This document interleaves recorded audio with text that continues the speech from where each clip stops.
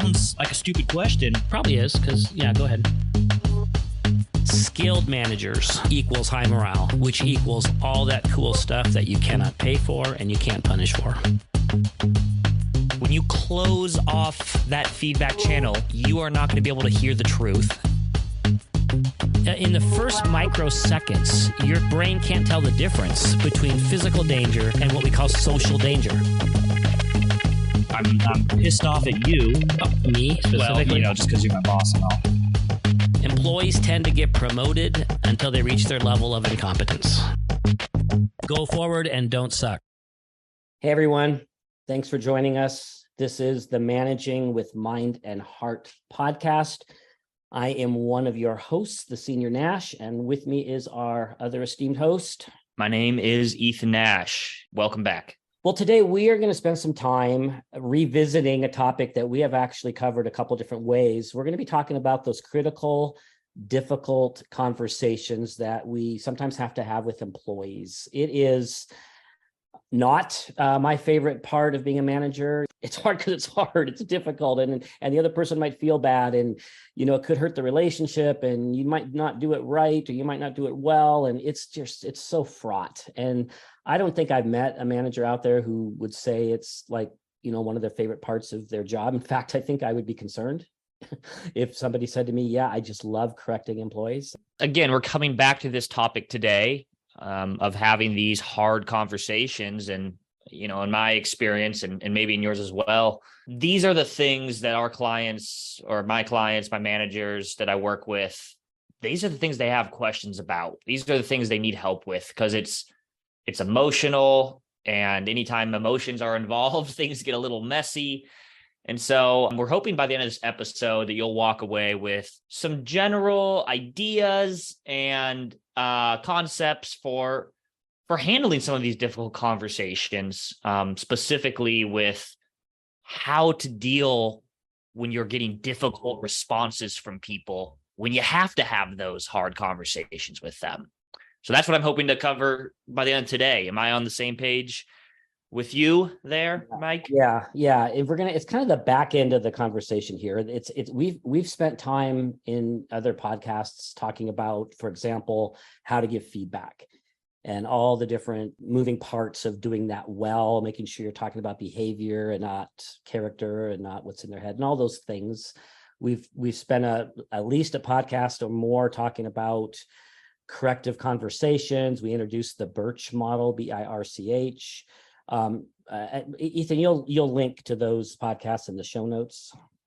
Yeah, absolutely. I'll link to our episodes on giving feedback. We have a few of those, as well as receiving feedback, because as I have experienced, often when you give feedback to people, sometimes you start getting feedback as well. So I'll link to the feedback episodes and some other episodes we have on just accountability in general. Yeah, that's great. And so we're not going to really revisit the nuts and bolts of preparing for those conversations and how to have those conversations. But I really would encourage our listeners to go back and catch those podcasts, because today we're going to talk about the assumption, let's say that you've done that conversation, you've done your part pretty well, you've prepared.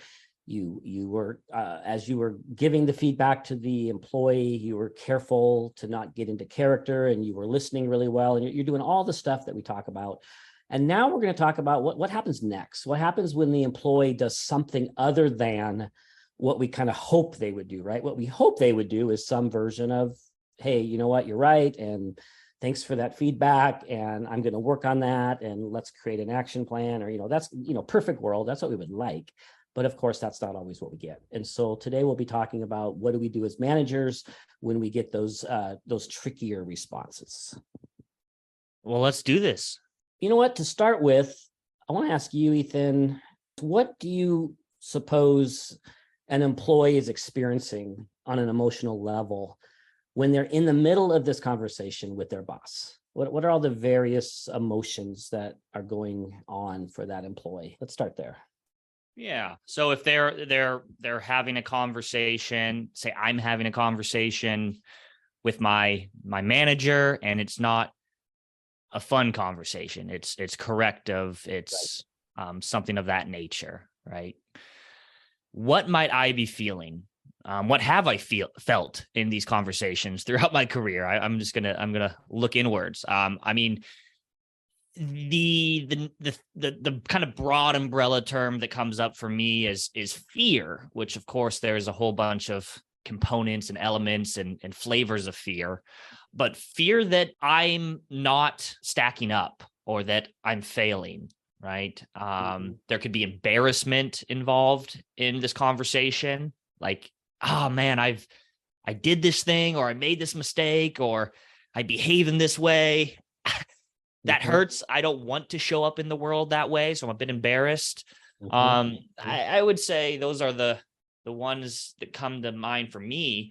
And there's also, I think, just there's a status thing going on as well. I think by human nature, for better or worse, oftentimes worse, we're driven by status, and to have a conversation where I'm not stacking up in some way or form, it's a hit to kind of the status that I'm seeking in the world. So what about you? No, those are great. We got fear, we have embarrassment. I think that status thing kind of can lead to shame, which is a really horrible feeling, right? That I'm not measuring up. I feel bad about that. I feel bad about who I am. There's some fear tucked in there as well. There might be anger, right? Resentment. This might feel unfair. I might feel angry because I'm actually having this conversation. This doesn't seem right for various reasons. Maybe I feel like I'm being, picked on, or it's unreasonable, or, etc. I'm glad you also mentioned embarrassment. I want to circle back to that. You're this adult being criticized and sort of in that in trouble mode by this other adult. And it just feels weird, right? It feels odd. It's embarrassing. Yeah. In general, adults don't like to be corrected by other adults. And that's something that is a tough thing for us managers to balance, right? Because we know that, and we put ourselves in that position as well, hopefully, and have some empathy. And we know people don't like these conversations, yet we have to have them. Yeah, no, that's so true. So one of the first things you mentioned there, I want to circle back to fear. I think that's a really critical thing to talk about as we're putting ourselves in the shoes of the employee. They're going to have fear, and the iterations, right, of fear can be defensiveness, anxiety, lots of other iterations. But the bottom line is fear. And so let's start with, what is it that an employee might be afraid of? And the first one you mentioned was is a status piece, right? A fear of not measuring up, a fear of not doing good enough. What else might the employee be afraid of in this conversation? Yeah, well, I mean, I think that, on just kind of a super practical level of what they could be afraid of. I mean, hey, they might be afraid of losing their job. Like, right. Let's start there, right?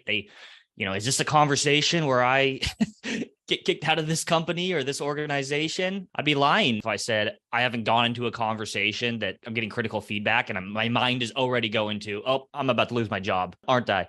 And that's really important that we stop there for a minute, because let's remember that the employee is going to very possibly, and I think you're right, I'd say probably go to worst case scenario, and maybe not full-fledged into it, maybe not coming in convinced that they're going to be fired.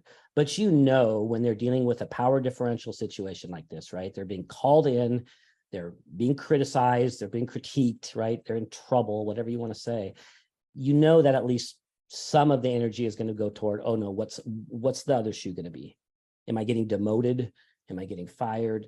Right? That's a pretty profound fear, because it gets to their livelihood, right? Yeah, I mean, absolutely. We tend to catastrophize. I think it's a type of negativity biased in a sense. It's like, I've even been in situations where I go into to get some feedback, and it's going to be positive feedback. And I'm already thinking about I might be losing my job. Like, we tend to go to the worst case scenario. And I think as leaders, as managers, we got to recognize that when we're in these conversations, right? Recognize that this person isn't starting from a neutral place when they're sitting down to have this conversation with you.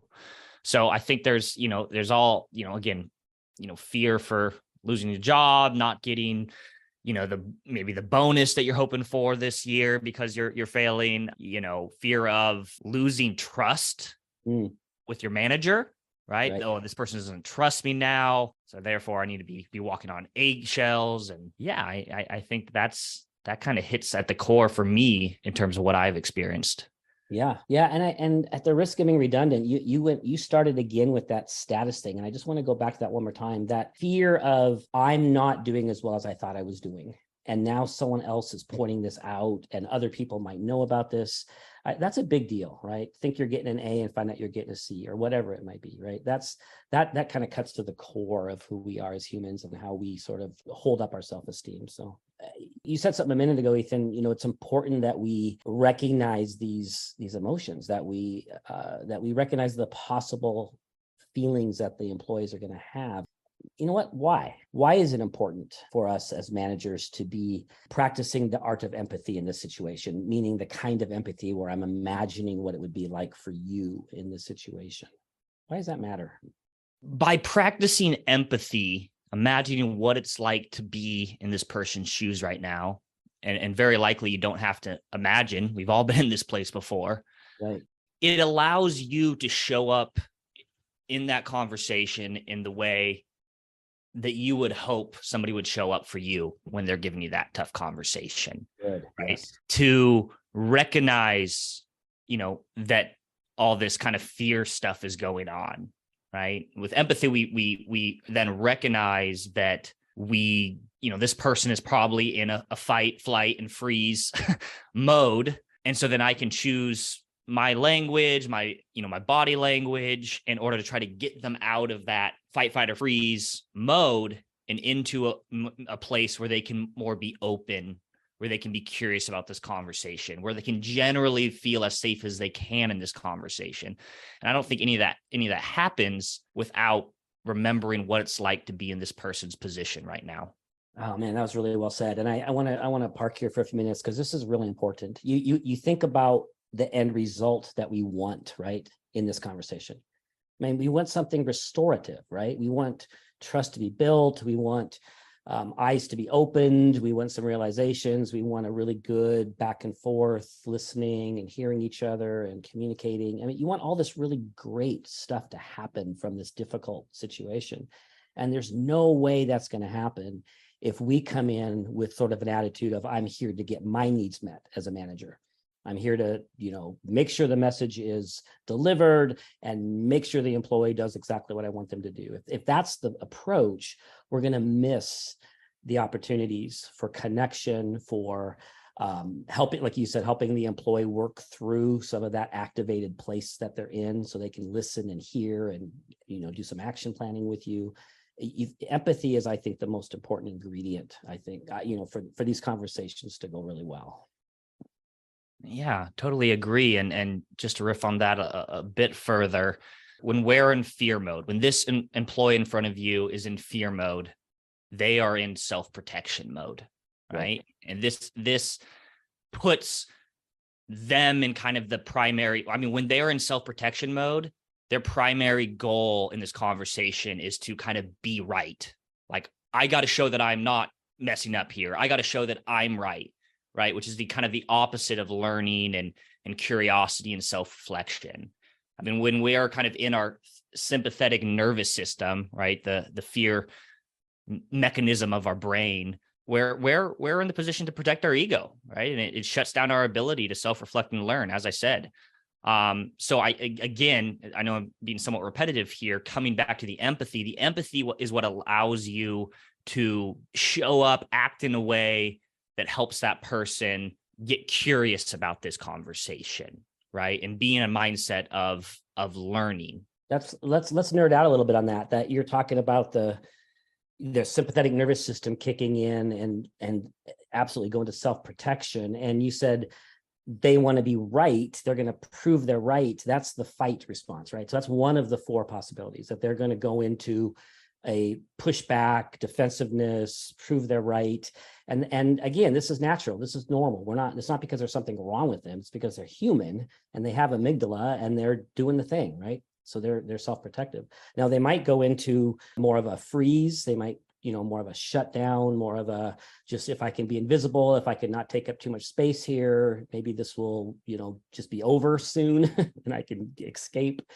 They might go into a flight mode of some sort of, I just have to get out of here, which could be a lot of really quick agreeing, and I don't really want to have a conversation. Let's just make this end quickly. They could go into fawn, right? We have fight, flight, freeze, or fawn, which is that I'm just gonna suck up and compliment you and just agree with everything you say, boss, so that I don't get hurt in this situation. But whatever it is, you're absolutely right. We go into a mode that's all about keeping myself safe. And if we're not addressing that by the way we show up, and again, the primary way we're going to do that is through empathy.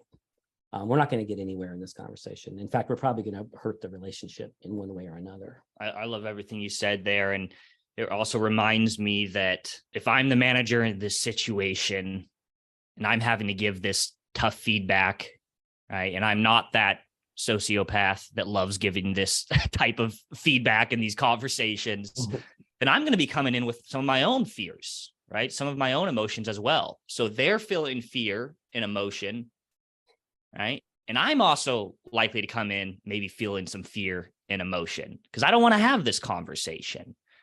And so I think another important conversation to have here is, what can we do as the manager that has to have this conversation to make sure we're in the right mindset, right? To make sure we're coming to a place where we're not working from our amygdala, right? And I think part of that comes back to, practicing empathy going into that conversation. But I think there's other things that we should keep in mind about kind of the way we're going to show up in that conversation to make sure we're not in a fear mode. What has been your experience about that? I mean, do you go into fear mode when you have to have these conversations, or do you love it? I do not love it. I'm not a sociopath. I think everyone goes into these conversations from the manager point of view with anxiety of some sort, which is just a form of fear. So yes, I do feel that. And I think you're right. We have to, while we're practicing empathy toward the employee, meaning, imagining what it's like for them, we're also practicing self-awareness. What am I experiencing as I'm getting ready for this conversation? And when I notice the anxiety, I guess your question is, what do I do with that? I think I'll start with just noticing and calling it what it is and allowing it, right? Meaning I am now feeling some anxiety. My heart's beating a little faster. I tend to feel my anxiety a little bit more in my chest.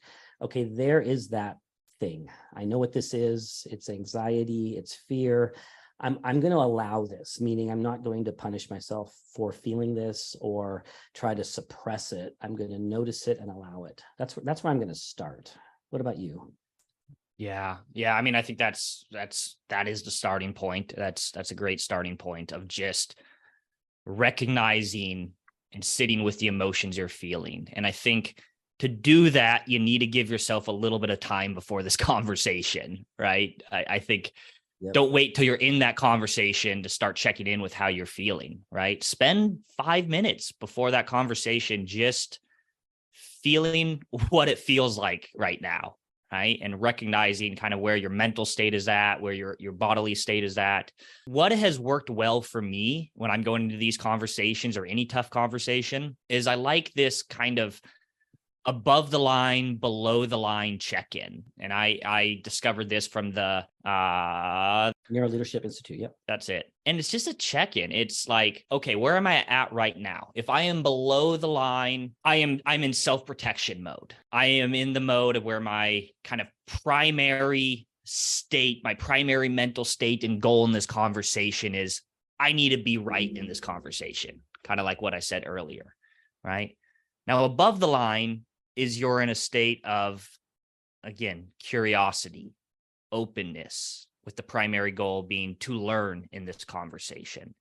And so I think just that framework is helpful when you do your self-check-in. Where am I at right now? Am I above the line or below the line? And I think once you gain that awareness for where you're at, right, it's not bad to come in, below the line. But by being aware that you're below the line, okay, now I can make sure that I'm doing other things in this conversation to make sure that I don't show up in a way of defensiveness, of needing to be right in this conversation, as opposed to learning together through this conversation. And so I think that check-in is really helpful. And then I'll just throw in one more that's been useful for me, is just a reflection, maybe call it a meditation on just some self-compassion. Again, it's hard to have these conversations. And if you're anticipating they're going to push back or kind of get mad at you or whatever it may be, that can hurt, right? It can feel like I'm messing up. And so I think reflecting on the fact that, I might not do everything perfect in this conversation, and that's okay. Nobody's perfect. Right? It helps me get into a place where I can just be there with them, as opposed to kind of focusing on protecting my self-image. Yeah, those are great. You reminded me, the above the line, below the line. Another thought if you do that self-awareness, that self-assessment, and you do discover that you're, below the line, you're not in a place where you're going to be able to have a open back and forth dialogue. You're maybe feeling defensive. You might be angry. There might be other stuff going on for you. Another thing to consider is maybe postponing, right? I just want to throw the practical piece in there. It might be better to have the conversation later when you are feeling a little bit more grounded and ready to have that conversation in a way that's going to be beneficial to both parties. And then the other thing I want to add is prepare. And, you mentioned taking some time to mentally, emotionally prepare. Let's talk about practically, physically preparing by, writing out your BIRCH, birch thing that we've talked about before, right? I can't even overemphasize how important it is to go into the conversation already having a bit of a map, and not one that's going to be rigid, because that's, you don't want to go point by point by point and drive the conversation in that way. But you really want to have a lot of energy left over in that conversation to be able to connect with the employee and to express empathy and to answer their questions and to deal with whatever's going to come at you. And you're not going to have that energy available if you go into the conversation and you haven't even thought about how you're going to describe the behavior yet, or you haven't even thought about the impact of that behavior and how you want to explain that, et cetera.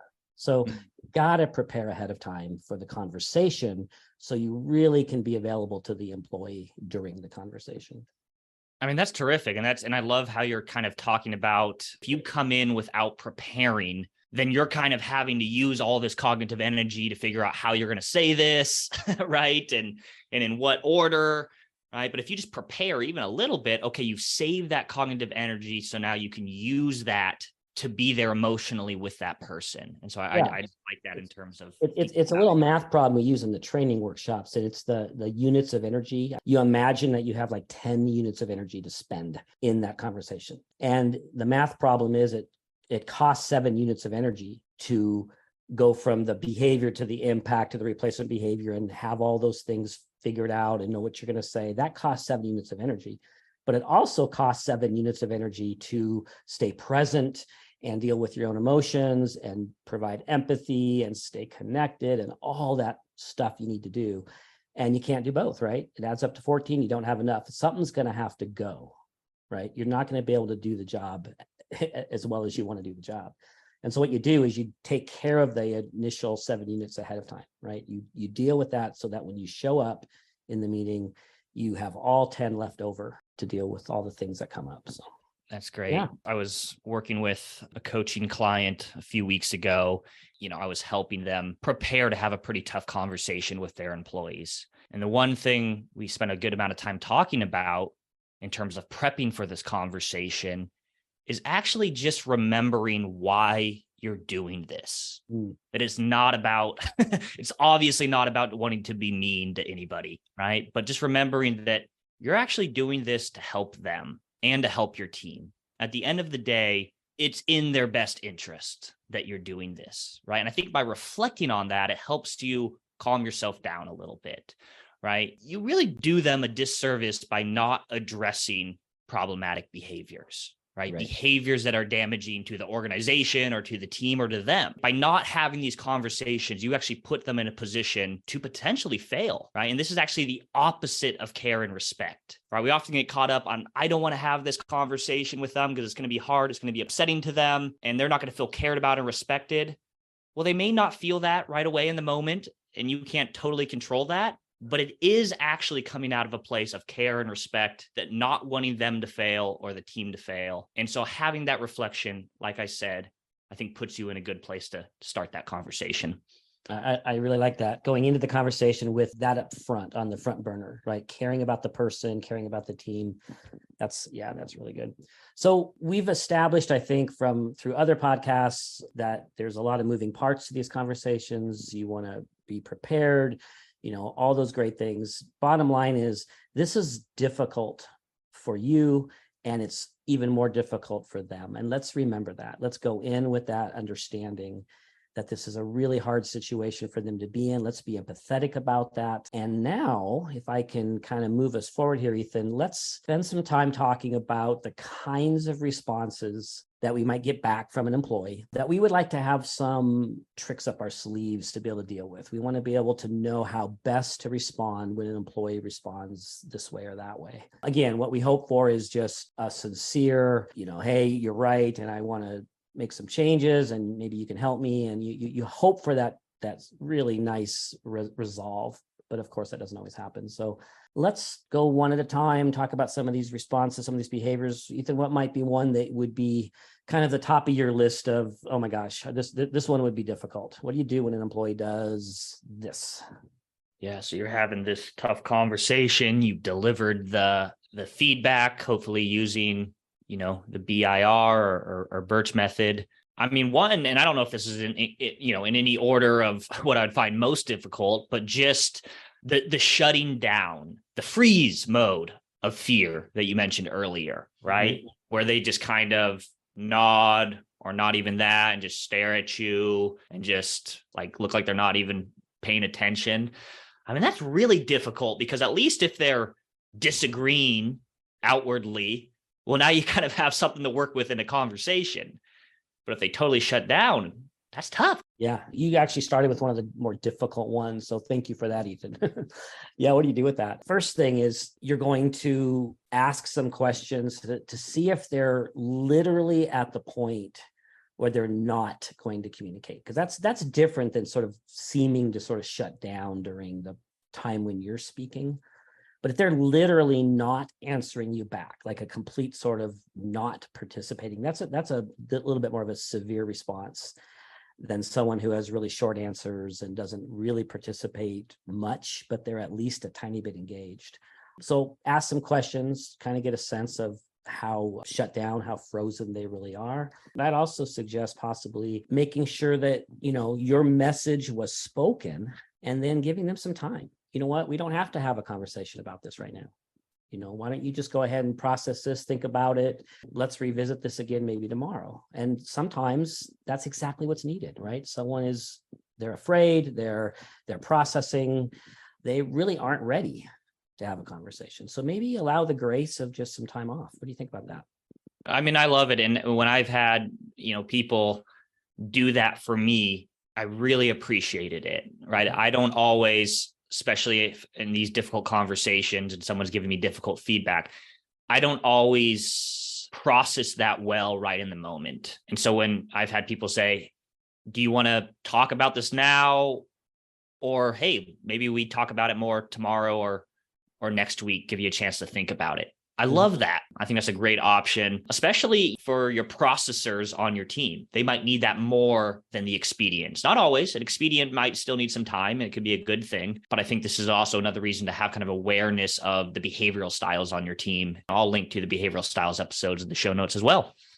That's a good reminder, folks. If you know your employee's behavior style, you're going to be able to do a little bit of predicting as to what they might need more of or less of in this conversation. So, this part of the conversation reminds me, Ethan, that you don't have to win the conversation, right? This isn't a conversation to win. You don't have to get the employee to say, oh, you're right, I was wrong. Here's, you don't have to land there. If you share what you need to share and they hear you and the behavior changes, it's a win, right? So it's okay to be maybe open-handed about the kinds of responses you might get back. And if they sit there and don't want to say much at all, then that might be perfectly okay. Right. And at the same time, I mean, that follow-up conversation is pretty critical because I think at some level they need to respond to that at some point, right? Whether they agree with it or disagree with it or somewhere in between.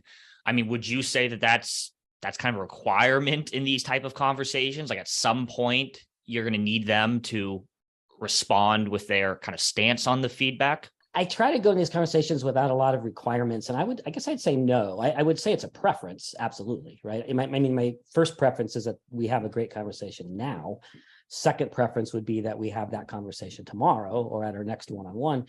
But if that's not going to happen for whatever reason, either they just don't want to talk about it anymore, I'm probably not going to push on this if I'm getting what I wanted, which is change behavior, right? If they got the mess, and I've actually been in a couple of situations where this is exactly what happened. The conversation wasn't super mutual. The person got the message. They might have said something like, fine, they're not real happy. They don't want to talk anymore about it, and things get better. Now, the follow-up conversation in that case would be me offering praise, right? At a later date. Hey, thanks so much. I noticed things have gotten better in this situation, or, you've, finishing your work on time or whatever it is we were talking about. I really appreciate that. And that might be it. No, that makes sense. I agree with that. I would say kind of maybe at the bare minimum, you at least need to make sure that they heard what you were saying, right? Which is kind of comes back to the part of giving good feedback is kind of checking in with them. I just want to make sure that I communicated what I was trying to communicate here. Did you hear what I'm saying? Them saying, yes, I hear what you're saying is obviously not the same thing as agreeing, but I would say that's the bare minimum of what you're trying to get out of this. Yeah, let's do another one. What do you think an employee needs from you as the manager when they start crying? What would be pretty appropriate manager response in that situation? Well, this one is difficult for me. I don't respond great to that. Like I don't necessarily know what to do. Right. What have you done? Well, first of all, I feel super awkward and uncomfortable. Like you, it's hard for me in that setting. I guess I think they need three things. They need a tissue. I think you're right on that one. I think they might need time. I think that's another opportunity just to give the person a break or a few minutes, or you want to circle back in half an hour, or, just at least offer. And then I guess just some compassion, some empathy, some, remembering that they're feeling some strong feelings, right? There's stuff going on for them. And this is a chance to plug in to that and to maybe ask a question, to express some empathy, connect. I think that's what they really need at this moment. I love it. I mean, I don't love that they're crying, but I love the response. So here's another response, if you're okay with me moving on. Yes, let's do. This can actually be a somewhat difficult one, but what about them just generally disagreeing with your feedback, but disagreeing with grace, right? Like disagreeing well, like they're doing that good receiving feedback non-defensively thing where they say, I totally hear what you're saying. If I'm hearing you right, this is what you're saying. I see things a little bit differently. Here is how I see it. And kind of the general message there being, I actually don't think I did this wrong, or I'm in the wrong here. That's a response, and that's a great response at some level if you get that. But what do you do in case if they're disagreeing with you, right? And you're still needing them to change the behavior, but they're disagreeing. I'm really glad you brought that one up, and I'm going to agree with you. First of all, I like that. I like that second best to them just agreeing with me, right? That's what I really like.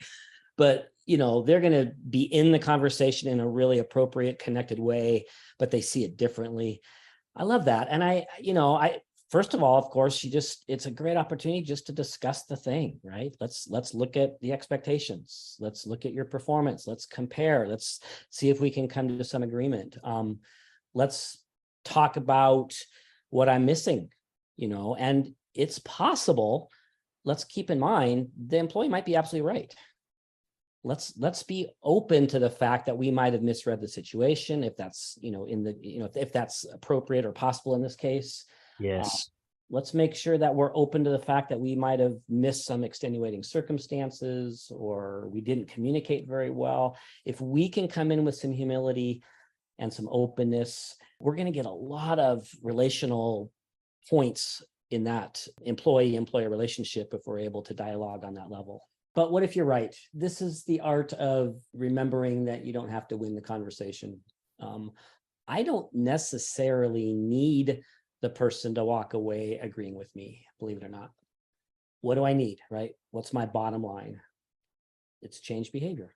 Mm-hmm. And I've seen lots of situations where the employee was saving face by not agreeing or not giving in because they really didn't want to give in.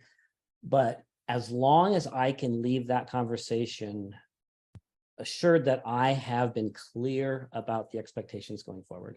And so it might sound like something like this. It might sound like, look, we're not seeing it the same way, or you're saying that you are not behaving this way in meetings. All right, here's bottom line. I just need to make sure that you are doing X, Y, and Z, right? And not these other things. Well, that's what I'm doing. Person might say, I'm doing it right. Okay, good. We're on the same page. I just want to make sure we're on the same page. So, the person leaves the conversation. They didn't agree with you that it was a problem, but they have heard your expectation. And hopefully you'll see the end result of that. And just to highlight that thing you've said a couple times now, the goal here is behavior change. And there are situations, as we very well know, in which someone might disagree with your feedback. Maybe they're saying something like, no, I was doing that behavior, but I don't agree that it's an issue, right? Mm-hmm. I don't think it's an issue. Well, okay. This is where it gets a little tricky, because that's when you might have to say, if you know that this is kind of non-negotiable, like even if they disagree that this behavior is an issue, you still need them to stop doing it, and you've landed there. Mm-hmm. All right, we may have to agree to disagree that this is an issue, but I still need you to change that, regardless of if you agree it's an issue or not. And of course, you have a dialogue with them about why they might not think it's an issue, but it's okay to walk away disagreeing as long as the message is clear that you still need things to change.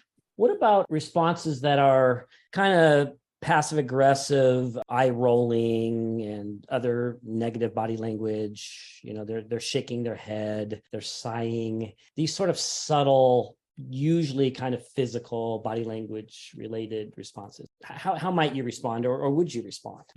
What I've learned is best in this situation for me is you can just generally try to ignore that stuff. They're doing it. You can't control that they're doing it. And so to maybe just kind of brush it off and just kind of keep plowing ahead in the conversation, that would be one option. I think the other option maybe is to, if it's like loud and right there and it's distracting the conversation, to check in on it. What are you thinking? How are you feeling about this? Right? Try to get that subtle passive aggressive behavior out into some words, right? That you can kind of work with and have a conversation around. So what would you do? Those are great. I'm trying not to be redundant and repeat what you say, but going back to just letting it be, right? There's a time and a place just to ignore it. And what helps me with that is to remind myself what they're probably feeling, right? They're sad. We didn't mention that one earlier, by the way. They're fearful, they're angry, they're defensive, whatever it is they're feeling, just give them that outlet, right? They're rolling their eyes or they're sighing a little bit. So I want to start with that. Yeah, it's okay to let things be and let your empathy kind of give you permission to let that go. I love your second thing, right? Just asking them what's happening, right? What's going on for you? What are you feeling? That's a really, really good approach. And I would just add maybe to let them know that whatever it is that they are feeling, that it's okay to talk about that, right? It's okay to speak freely. It's okay to be open. I know this isn't easy to be sitting here having this conversation with me, so maybe some kind of assurance that there's some safety here, that it's okay for them to tell you really what they're thinking and what they're feeling, because they might be holding on to, disagreeing with you, or they think it's unfair. They might be having some pretty profound reactions inside, but they're too afraid to say it. So it's leaking out, in physical behaviors. So just give them permission.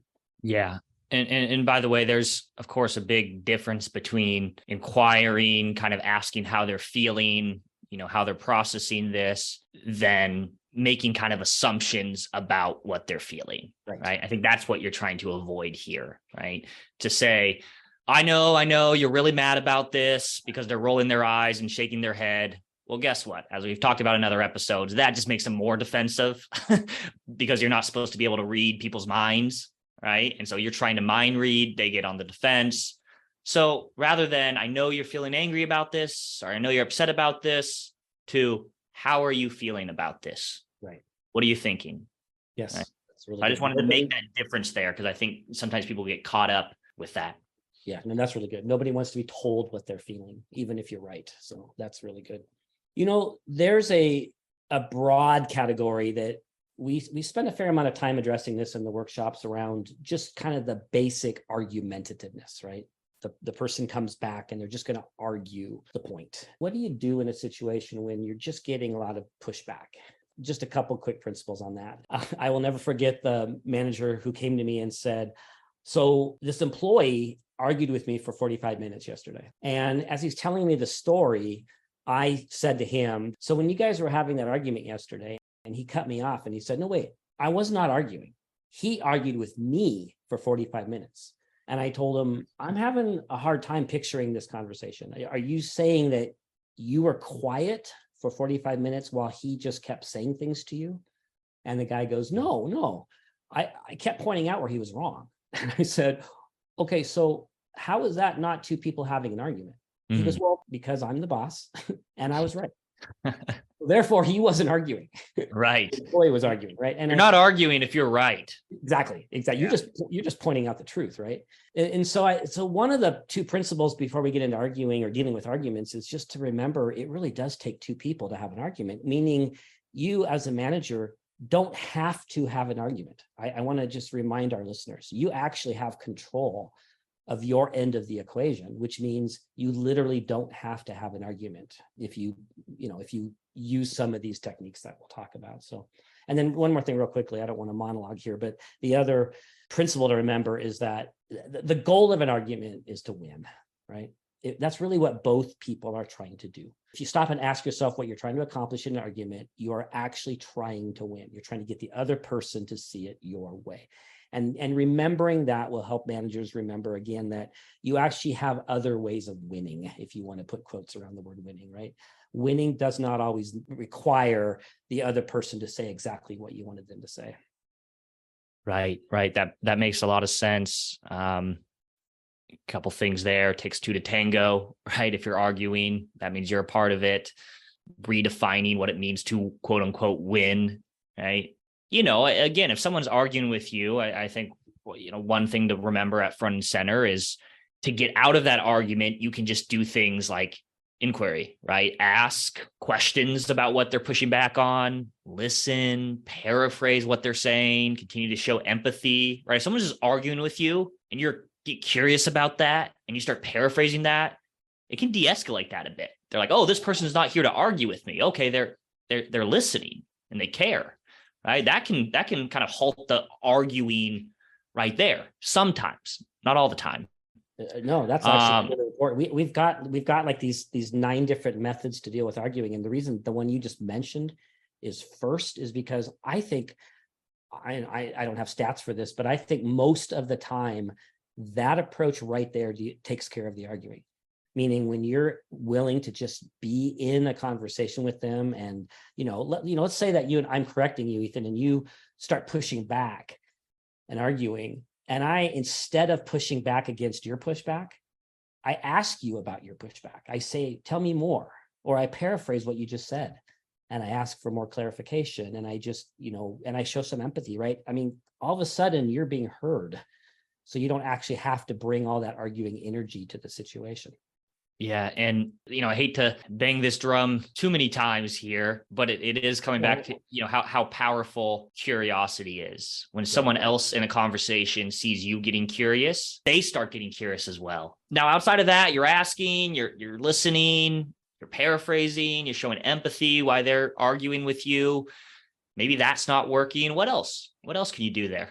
Well, I think another thing which is a little bit more kind of woven through the conversation and maybe a little bit more proactive is that you really be very aware of your the energy that you're putting out in terms of energy that could escalate versus energy that could de-escalate. For example, your tone, your volume. I was doing work with a 911 call center and we got to watch these great videos of first responders showing up. And you could see the difference between first responders who escalated the situation versus the ones who de-escalated. And the ones who escalated, they would take whatever volume the person they were there to work with, whatever volume they were coming in with, the loudness or the anger or whatever, the first responder would sort of match that volume and that sort of aggressive body language stance. that they were seeing there, which caused the other person to just escalate further, because the goal of an argument is to win, right? And that was versus these other first responders who would come in and they would talk quieter than the other person was talking, and they would have more relaxed body language, and that they would use a different tone. And that tended to bring the energy level down. And so just being aware of our ability to escalate or de-escalate the situation. Yeah, I love that. And there's actually some good research to support as your tone comes down and gets softer and it de-escalates that whole conversation. I remember I took this kind of mini masterclass course on negotiation, and it was with a former FBI negotiator. And I kind of liked what he was saying. He was talking about kind of going into your FM radio host voice. I love that. NPR. Okay, I see what you're saying. Welcome to the show. We've got some cool jazz to play. We've got some cool jazz for you tonight. Just hang in there, folks. Now I'm exaggerating that, but that general vibe right there of kind of you slow down, right? You kind of have a soft voice. That can actually help. That can help. So anyways, just wanted to throw in that little fun thing that I had learned there. I love it. Yeah. All right. Now some more techniques here. You got arguing coming at you. Take a side trip, which means, they are concerned because they think you're not being fair, because so-and-so also, this other person gets away with it, or, whatever it might be. Go where they want to go. Don't push back with, well, we're not here to talk about that person. We're talking about, no, ask questions, go in the direction they want to go in. They want to talk about something that seems a little bit not related, but it's concerning them. Go where they want to go. This is not a recipe, right? These are lots of different choices, and you probably don't want to take 17 side trips, but giving them some permission to have some control of that conversation, as opposed to you being the only person in control, can get you a lot of grace back from that employee. Mm-hmm. Good. Now, another principle here, or tactic here, whatever you want to call it, for avoiding getting into an argument, you use this term kind of argument busters. Right. Talk to me more about that. What do you mean by argument busters? What does that look like, sound like in general? This would be the alternative approach to what I just mentioned. This is, let's say you've already done a couple of those side trips and you really don't want to do a bunch more of those. You actually now need them to kind of stay where you are on the map. So this would be the time to say something like, hey, I understand that you feel that way. Here's what I need you to do. Or I can see why that might be difficult. Here's what I would like you to change. It's basically acknowledging their attempt to do something else or go somewhere else, and acknowledging it with some kind of, with some kindness, but then getting right back to where you were going before. And so it's just that may be, or however, and getting back to where you need to be. So it's a very simple technique, but it's something that we also use when we were doing parenting workshops back in the day, right? Instead of going down every side trip and, you say, hey, it's time for you to go to bed. And the kid says, well, John's mom isn't making him go to bed early. You say something like, well, that's probably true. And I need you to go get ready for bed. Okay, that makes sense. Anything more you want to say about argument busters? No, but actually let's put these three things together. We've got one more that kind of relates to their attempt to go sideways. We said take a side trip, which was one option. You've got the argument buster, which is another option. And then there's this next one, which is go ahead and bookmark the thing they want to talk about. Just don't talk about it now. So, hey, they bring up some policy that you don't think is super relevant to the situation, but they want to talk about this policy. You might want to say, hey, you know what? That sounds like something we really want to get into. Let's go ahead and finish this part of the conversation first, and then we'll circle back to that. This is kind of the counter or the opposite to taking a side trip, right? You could take a side trip and go there with them for a bit, or you bookmark it and say, we'll come back to that. Am I interpreting that correctly there? There's kind of two options here, depending on the situation. Yeah, well, there's actually three. So I think you're right. So take a side trip is one. Argument buster just says, no, we're actually going where I want to go. Right. Mm-hmm. And then this third option is, no, we will go where you want to go, just not now. So at our next one-on-one, let's talk about that. Here, I'm writing it down. See, but yeah, some version of I promise we're going to go there, but not yet. Gotcha. Okay. So again, we kind of have your options here: ask, listen, paraphrase, shows empathy. You got de-escalate, you got take a side trip, You got use argument busters. You got bookmark the conversations. You also have create conversation expectations. Now, let me ask you, is that something that you're doing prior to the conversation? Like, hey, let's set some expectations about how we're going to have this conversation here. Or is that something you do once they kind of start going into argument mode?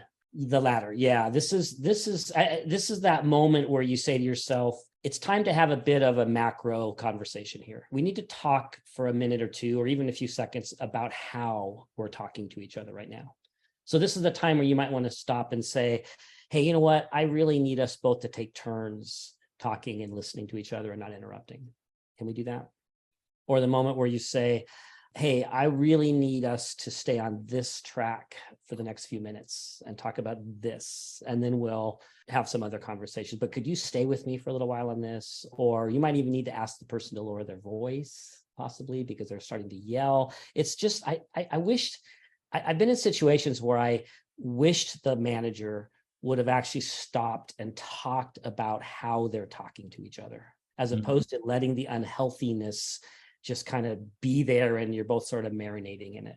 Yeah. And the reason why I love that one, it comes back to the awareness piece, right? When we are in fight, flight, freeze mode, and since we're talking about arguments, we're probably in the fight mode here, but we're not always aware, right? We're kind of working on autopilot, right? So we might be arguing, we might be interrupting, just to be able to kind of stop that and say, hey, let's regroup here on how to make sure we can continue to have a healthy conversation here. That right there can help a person realize, oh, I was doing that thing. I love that, just kind of pointing to some self-awareness, helping them be self-aware in that conversation. Yeah, that's exactly right. The next one, we already talked about here in this hour, but it's just, it might be time to give in because you were wrong. Be persuaded, right? Might be time to say, all right. And it might not be black and white, like I was totally wrong, you were totally right. But there might be some place in that conversation for you to say, you know what, I absolutely could have communicated that better, and I'm going to own that. Or time you might say, you know what, now that you've explained the whole story, I'm seeing it a little bit differently. Thanks for filling in the gaps for me. Yeah, I love that. And one of the principles of just having healthy conversations in general, if you can find something that you agree with, even if you disagree with 99%, but you find the one thing that you could, agree with or change your viewpoint on, it's a really great place to start, right? That's how you kind of keep that conversation going to get to some sort of resolution. Start with what you can agree with. And of course, that, like you said, starts with you being open that you might not be totally right here, that you could be persuaded. Yeah. Now, another piece here is maybe just remembering that I am this person's manager. Right. I am in charge here. Now, how do you use that one in a way that doesn't, exaggerate your power differential here, but using kind of that power differential in a healthy way, so you can make sure this conversation reaches, the goal that you're aiming for? I'm glad you brought that up. I'm glad that you brought up the power differential, because remind our listeners that the power differential is a thing. It's there, it's real, and it's not bad. We're not going to get back into this, but in most cases, we're trying to mitigate it somewhat so that we're safe and that we're not overpowering and that they're psychologically safe. But there's also obviously a time and a place to use your power differential. And the fact that you're actually having this conversation is using your power differential, right? You do have the responsibility to correct behavior. So you're using your power differential. Well, here's a place where in the conversation itself, you might need to lean a little bit more into your power differential and just make a call, right? Hey, I know I can see that we're disagreeing. This is the way I need it done. It's basically using the manager card, right? The authority card, and saying, we don't have to agree. I think you said this really well, actually, a little while ago, Ethan. We don't have to agree on this.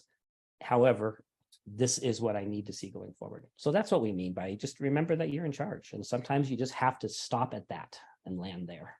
Beautiful. And notice what we're not saying here. We're not saying, well, I'm the manager, so that's why, right? You're not throwing out the fact that you have power over them, not explicitly in a sense. At least I would personally avoid that in these conversations. No, I'm actually really glad you said that, because I think that could be misunderstood. Yeah, I totally agree that when it's time for you to say, Here's how we're going to do it. I see that we disagree. This is what I need from you going forward. Those are the kinds of words you're using. What you're not saying is, you're not having to prove anything. And I love that you said, I love the way you said that. You don't have to talk about you being the boss. You don't have to, make your power differential sound big and scary and powerful. You just have to claim it. You just have to gently claim your authority by saying, this is what I need. Now, winding down here, there's another option here for avoiding arguments, which is exit. Now, what do we mean by that, Mr. Nash? This isn't a thing that comes up quite often, but it's come up. I've seen some situations where the conversation kept going and it turned more and more argumentative because the person who's sort of leading the dance, in this case, the manager, didn't stop the dance. They just kept going and going and going. And it's almost like they didn't know that they could actually, start to gather their stuff and they can start to stand up and they can say, hey, you know what, I think we're done. Let's go ahead and regroup at our one-on-one and talk about, just end the thing. And I know that seems kind of obvious, but I've seen that missed a few times.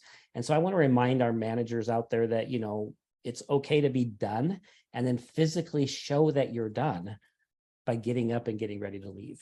Sometimes that's what's needed to kind of break the spell and move on to the next part of your day and kind of give the employee permission as well to be done. Well, there you have it. There you have it. Those are our 9 options for you. And you may use multiple of them in one conversation. There's a potential for that. Now, I'm curious what you might do as a manager in another scenario here, right? So you're having this hard conversation with your employee.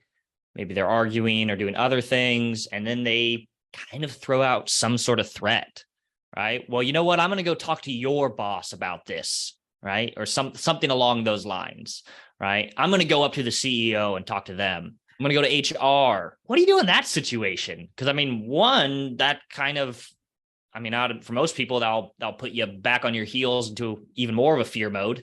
If They're saying, I'm going to go talk to your boss about it, or HR, and now you're questioning yourself. Did I mess up here? Did I say something wrong? How do you respond to that? The sarcastic part of me, and listeners don't do this, but I almost want to say, oh, you know what? Here's their phone number, or here, let me give you the email, or here, let me walk you over there. Perfect world, and I'm going to describe perfect world here. Perfect world, there's alignment, there's trust between you and your boss, there's trust between managers and HR. HR knows how to do the sort of the air traffic controlling piece of, dealing with those kinds of things that come to them. They know how to support their managers. All this stuff is in place. That's perfect world, so that you can have confidence to be able to say to the employee, that's absolutely their right to go have those conversations. You could even encourage it. That's my favorite response, just to get out of their way. Don't put up resistance to it. Check that part of you that is now feeding fear, and don't show that to the employee, but instead let them know that there's really no secrets here, and it's totally okay for them to have those conversations. I think that kind of, in a good way, kind of takes the wind out of the sails sometimes. Now, if you don't have that confidence and there's concern that it's going to go sideways, I think I would still respond that way. And then I would probably make a beeline to whoever that person is and just make sure that we are communicating. Mm-hmm. Yeah. Get ahead of it. Let them know it's coming. Explain the situation in a sense. Yeah. No. And I think that, another reason why it's absolutely critical that everybody on a leadership community, on a leadership team, is aligned, right, with how to handle these type of difficult responses, how to handle situations when somebody is kind of skipping a level to give some feedback. So winding down here, we started the conversation just, reminding you why it's important that you're having these critical conversations or crucial conversations with employees, that, what you allow, you teach. By not having these, it could have effect on morale, or maybe you'll be setting that person up to fail. Right. And then, we also talked about what your employee might be feeling during these conversations. Right. And fear was kind of the big takeaway there, and all the different flavors of that. And that, of course, leads to what they might need from this conversation from you.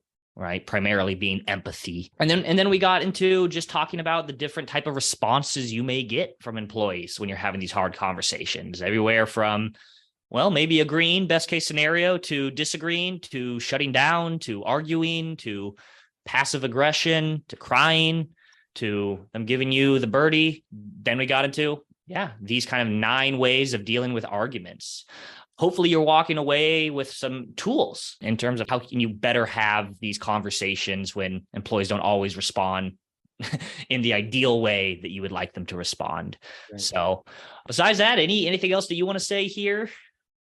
No, I say no, and then I always say something. Just to go right back to the beginning and kind of close with the focus on empathy. Just again, can I just say these are really hard, scary, difficult situations for the employee, especially. And so just go in aware of that. I think that's probably one of your most important, one of the most important concepts from today is just remembering what they're dealing with and keep that at the forefront of your mind as you're having these conversations.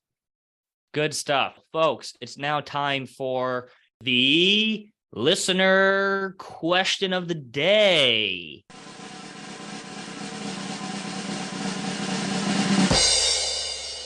Several of my employees tend to go to my boss when they don't agree with something I've decided or want something I'm not able or willing to give them.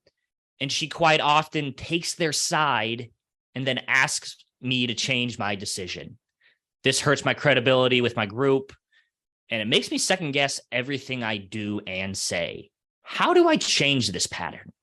Like so many of these questions we get and are going to get, there's, whole podcasts worth of information we could share, right? Because what we're talking about here is that whole lines of communication piece. And, in a perfect world, the manager's manager would always practice what we call the half open door policy, right? They would not have a full open door policy for every single person in the organization, because the idea is if I don't differentiate between the conversations I should be having and the ones I shouldn't, I'm at risk of really kicking the legs out from the managers who work for me.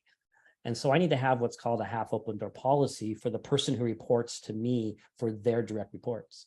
And so perfect world, when this manager's people skip level and come up to me and want me to second guess something that the manager did or wants me to change a decision he made, I need to engage in a certain, a set of practices, which includes asking a couple questions to get my head around it and then directing them back to where they need to go. Lots of things, right? So what do you do? And here's the question, right? What do I do when my manager's not practicing the half open door policy? What do I do about that? I feel like I always answer these questions with the same answer, which is have, yes, a difficult but important conversation with your manager. Perfect world, they're going to be open to this. They're going to hear you out. They're going to understand, but at least attempt, right? At least attempt to sit down with your manager and talk about, again, BIR, right? Here's the behavior. Here's the thing that's happening. Here's what I'm noticing. Here's the impact. Right? Here's how it impacts my ability to manage my people. And then R stands for replacement behaviors. Could we agree together that when my people come to you for these things, that you will, whatever, direct them back to me, whatever you think the right answer is. But I think going to your manager and trying to work out an agreement together has got to be your first option. I think that's a great response. I mean, that's what I would do. As you're probably getting from this, I mean, there's no silver bullet here for fixing a situation like this, because you don't know how the other person is going to respond, right? You don't know how your boss is going to respond. So, although you mentioned, this is kind of the advice you give for other questions, is go have a conversation with that person and really, I think, hone in on the impact it's having on you. That's the place to start, right? And, sorry if you sound like a one-trick pony, but I think that is the advice here. Anyways, I don't have anything more to add than that. Folks, if you have questions you would like us to take a stab at, you can send us an email at contact@nashconsulting.com with your question or with suggestions for topics we should cover on this podcast. We'd love to hear from our listeners, and we want to make this show valuable for you. Besides that, I hope everybody has a great rest of your day, night, evening, morning, whatever, and tune in again next time.